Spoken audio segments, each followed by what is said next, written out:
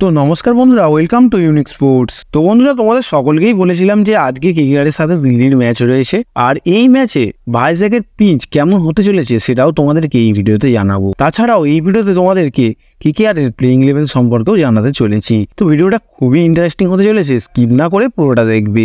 দেখো বন্ধুরা, ভাইজ্যাকের পিচের কথা তোমাদের যদি জানাই তাহলে তোমাদের বলি, ভাইজ্যাকের পিচে যারা সেকেন্ড ব্যাটিং করে তাদের অনেকটাই সুবিধা হয়, মানে রান চেসের ক্ষেত্রে পিচটা একটুখানি সুবিধাদায়ক।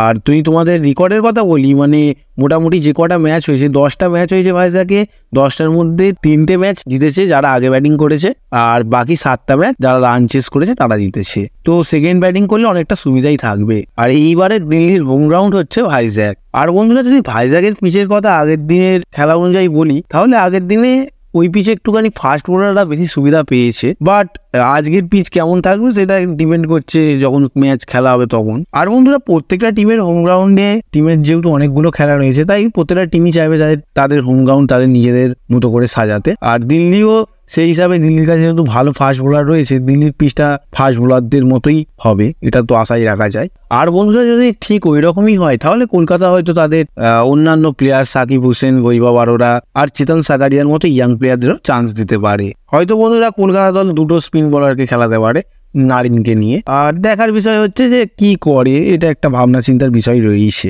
এবারে তোমাদের যদি হেড টু হেডের কথা বলি, তাহলে মোটামুটি তোমাদের কাছে ক্লিয়ার হয়ে যাবে যে কোন টিমটা একটু এগিয়ে রয়েছে। আর হেড টু হেড হয়েছে এই দুটো টিমের মধ্যে 32 বার, তার মধ্যে 16 বার জিতেছে কলকাতা এবং 15 বার জিতেছে দিল্লি। তো হাড্ডাহাড্ডি ম্যাচ রয়েছে, বুঝতেই পারছো যে দুটো টিমই 15 বার 16 বার জিতেছে, মানে ভালো টক্কর দিয়েছে একে অপরকে। তো বন্ধুরা, দিল্লি প্রথম দুটো ম্যাচ হেরেছে ঠিকই, বাট থার্ড ম্যাচে তারা দুর্দান্ত কামব্যাক করেছে। চেন্নাইয়ের মতো একটা ইনফর্ম টিমকে দুর্দান্তভাবে তারা হারিয়ে দিয়েছে। তো দিল্লি পারফরমেন্স খুব ভালোই করবে সেটা আশা করা যাচ্ছে, আর কলকাতা তো ভালো করবে, কারণ বোঝাই গেল বড় দুটো ম্যাচ থেকে তাদের পারফরমেন্স। তো বন্ধুরা, এবারে কথা বলি আজকের ম্যাচের কলকাতার প্লেইং 11 নিয়ে। তো প্লেইং 11-এর আমি তোমাদের দুটো রকম কন্ডিশনের কথা জানাচ্ছি, যে প্রথমে যদি কলকাতা ব্যাটিং করে তাহলে কলকাতা কেমন প্লেইং 11 নামাতে পারে, বা পরে ব্যাট করলে তারা কেমন প্লেইং 11 নামাতে পারে। তো সবার প্রথমে তোমাদের জানাই, যদি কলকাতা প্রথমে ব্যাট পায় তখন তারা যেই প্লেইং 11টা নামাবে, সেই প্লেইং 11-এর ওপেনিং করবে সুনীল নারিন ও ফিল সল্ট। 3 নম্বরে নামবেন ভেঙ্কটেশ আইয়ার, 4 নম্বরে নামবেন শ্রেয়াস আইয়ার। আর বন্ধুরা, 5 নম্বর পজিশনে কলকাতা হয়তো নীতিশ রানা উপস্থিত না থাকায় মনীষ পান্ডেকে খেলাবে। তো বন্ধুরা, আগের দিনকে কলকাতা আঙ্কিশ রাঘবংশীকে সুযোগ দিয়েছিল, বাট তিনি যেহেতু আপার অর্ডারে ব্যাটিং করে, সেহেতু তার পক্ষে এই ম্যাচগুলোতে একটুখানি সমস্যা হতেই পারে, কারণ কলকাতার কাছে অনেক আপার অর্ডার ব্যাটসম্যান রয়েছে। আর 5 নম্বর পজিশনের কথা বললে তিনি অতটা শ্যুট হবেন না 5 নম্বর পজিশনে। আর মনীষ পান্ডের কথা বললে তিনি 5 নম্বর পজিশনে দুর্দান্ত ব্যাটিং করতে পারবেন, যেটা আমরা দেখেছি। সেই হিসাবেই হয়তো কলকাতা মনীষ পান্ডেকে খেলাবে 5 নম্বর পজিশনে। আর 6 নম্বর পজিশনে নামবেন রিঙ্কু সিং, 7 নম্বর পজিশনে অ্যান্ডে রাসেল, 8 নম্বর পজিশনে রমনদীপ সিং এবং 9 নম্বর পজিশনে মিচেল স্টার্ক, 10 নম্বর পজিশনে হর্ষিত রানা এবং 11 নম্বর পজিশনে নামবেন বরুণ চক্রবর্তী। সবশেষ ইম্প্যাক্ট প্লেয়ার হিসেবে থাকবেন অনুকূল রয়।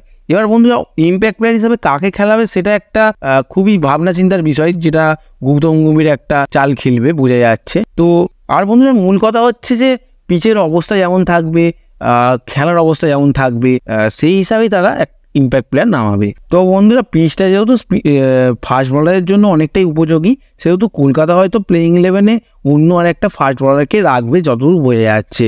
আর কলকাতা একটা জিনিস করতে পারে, যে বরুণ চক্রবর্তীকে বসিয়ে রেখে তার বদলে অনুকূল রয়কে খেলাতে পারে, কারণ অনুকূল রয় যেহেতু ব্যাটিংও করতে পারে। আর ওইটা হয়তো হবেই না যতদূর বোঝা যাচ্ছে, কারণ বরুণ চক্রবর্তীকে কলকাতা চান্স দেবেই। মূল কথা বন্ধুরা, দেখো দুটো যদি মেন স্পিনার খেলায়, বরুণ চক্রবর্তী, সুনীল নারিন, আর স্টার হর্ষিত রানা তো রয়েছে, ইম্প্যাক্ট প্লেয়ার হিসাবে কোনো ফাস্ট বোলারকে খেলালে, যেমন বৈভব আরোরা বা সাকিব হোসেনকে যদি ইম্প্যাক্ট প্লেয়ার হিসাবে কলকাতা রাখে, তাহলে ভালোভাবে তারা ইউজ করতে পারবে। এবার দেখার বিষয় কি ঘটে। তো বন্ধুরা, যদি পরে ব্যাটিং করে সেক্ষেত্রে কোনো সমস্যা হবে না, আগেরটার সঙ্গে পুরো সেমি প্লেইং 11 থাকবে। তো বন্ধুরা, আজকের ভিডিওটা এতটুকুই। ভালো লাগলে লাইক করে, চ্যানেল নতুন হলে সাবস্ক্রাইব করে নাও।